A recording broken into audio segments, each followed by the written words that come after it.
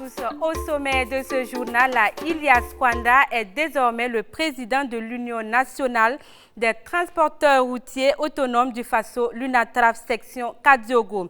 Il a pris officiellement fonction ce jeudi 15 août à Ouagadougou. Manifestation au Zimbabwe. Plusieurs personnes ont été tuées lundi lors de violentes manifestations contre la flambée des prix du carburant, décrétée par le président Emerson Mnangagwa. Des détails dans ce journal. Merci de suivre l'actualité sur LCA. L'actualité en bref de ce 12h50, le président de l'Assemblée nationale, Bala Sakande, est de retour de la Mecque pour le pèlerinage depuis hier. Et le président du comité du suivi de pèlerinage à la Mecque, El Hadj Abdul Moumin Zoundi Ilboudo, annonce l'arrivée des premiers pèlerins burkinabés à Ouagadougou le samedi 17 août prochain à 22h30 en provenance de Jeddah. Au nombre de 288, ils seront à bord d'un Boeing 767 affrété par la compagnie aérienne saoudienne Skyprime. Le premier contingent de Bobo Dioulasso, quant à lui composé de 362 pèlerins, arrive dans la nuit du samedi 17 au dimanche 18 août à 2h du matin à bord du Boeing 777. Ce retour intervient après l'accomplissement des rites en Terre Sainte à la Mecque, à Mina et à Arafat. Bon retour au Burkina à tous ceux qui ont effectué le pèlerinage à la Mecque. Il s'appelle Ilyas Kwanda et c'est le nouveau premier responsable des transporteurs routiers du Burkina. Aspirer à des meilleures conditions de travail, c'est le but que s'est fixé l'Union nationale des transporteurs routiers autonomes du Faso, l'UNATRAF. Et ce 15 août, elle a organisé une cérémonie afin de présenter les nouveaux membres du bureau du Kadiogo. C'était en présence de Achille Ouedraogo et de Yeli Clarassou. L'Union nationale des transporteurs routiers autonomes du Faso, l'UNATRAF, a installé ce jeudi 15 août son bureau provincial du Kadiogo à Ouagadougou. Les objectifs de cette organisation sont de développer le secteur du transport au Burkina Faso et de défendre les intérêts des transporteurs. C'est cette tâche qui est confiée au nouveau leader de la section Ouaga. Le transport étant un élément clé dans le développement d'un pays, ces derniers se disent investis d'une lourde et noble mission. Ils s'engagent donc à... Le nouveau bureau va s'appuyer sur l'ancien bureau pour que nous puissions travailler dans l'entente. J'appelle tout le monde à travailler main dans la main pour le développement du pays. Que Dieu bénisse le Burkina Faso.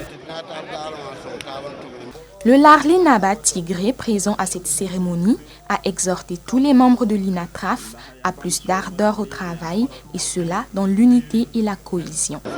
Tout milieu vraiment d'hommes qui se veut vraiment dans la quête d'un leadership, forcément connaît des problèmes. Il n'y a pas de milieu où il y a un besoin de leadership qui ne connaissent pas de problèmes dans le monde. Que ce soit ici au Burkina, que ce soit partout dans le monde, sur les 5 continents. Chaque fois qu'il y a une quête de leadership, vous connaîtrez toujours des problèmes.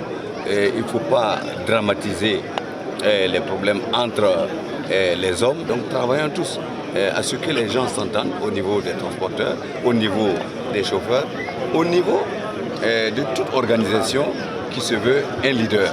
L'Union nationale des transporteurs routiers autonomes du Faso a été créée en 2015. Son siège se trouve à Bobo Dioulasso. Le souhait des transporteurs présents est que le nouveau bureau soit à la hauteur des défis qui les attendent. Sport à présent, le championnat national de Faso Foot pour la saison 2019-2020 est au rendez-vous.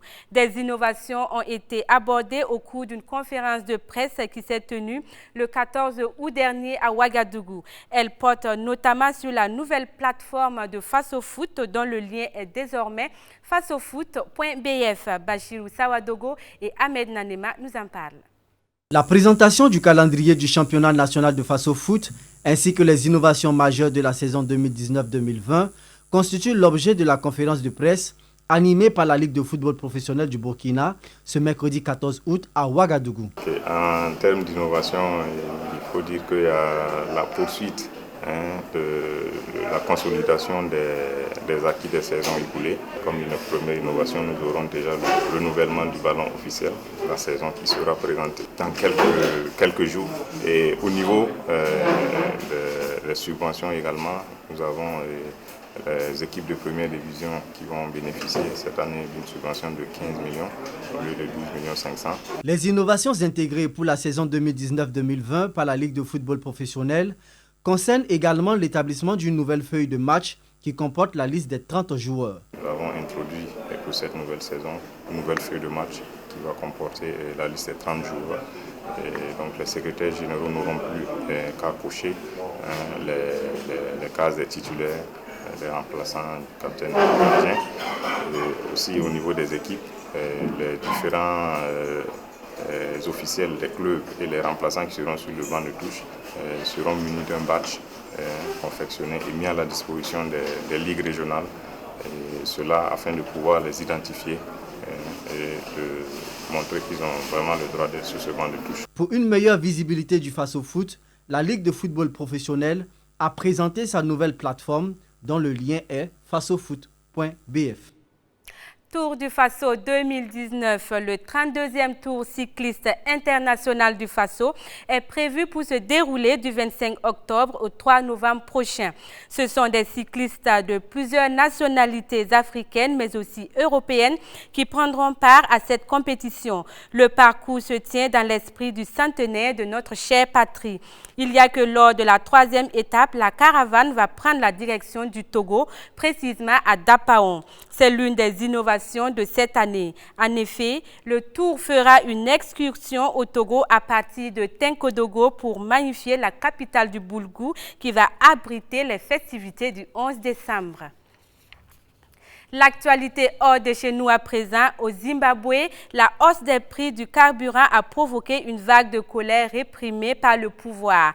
Le 3e jour de grève décrété par l'opposition s'est soldé par de nombreuses arrestations. La situation est toujours extrêmement tendue. Bilan, au moins 6 morts et des dizaines de blessés. Tandis que l'armée continue à patrouiller, l'Internet a été coupé et les réseaux sociaux ont été suspendus.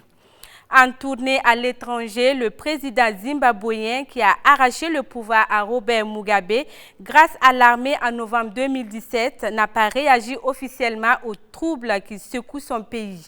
Les autorités ont pour devoir de maintenir l'ordre, mais elles doivent le faire sans utiliser excessivement la force, a déclaré le directeur Afrique australe des droits de l'homme qui ne pouvait être plus diplomatique. Il confirmait pourtant que ces 3 derniers jours au Zimbabwe, des hommes en uniforme ont tiré sur les populations à balles réelles. Voilà, passez un excellent programme sur LCA et je vous retrouve demain pour une autre session d'information.